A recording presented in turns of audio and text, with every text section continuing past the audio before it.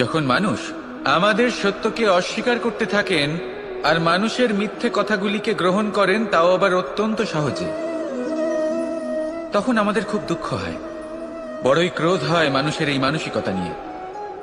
কিন্তু এটা জানা অত্যন্ত গুরুত্বপূর্ণ যে এমন কেন হয়। কারণটা কি আপনারই কি কোনো দোষ রয়েছে? কখনোই নয়। কারণ হলো এটা যে এই যে সত্য, এই সত্যের মূল্য অত্যন্ত অধিক, এতটাই অধিক যে অনেক সময় অনেক ধনী ব্যক্তিও এর মূল্য মেটাতে পারেন না। সেখানেই যদি মিথ্যের কথা বলি, তাহলে এর মূল্য অত্যন্ত কম। অত্যন্ত সহজে এই মিথ্যে সবার মধ্যে বিক্রি হয়।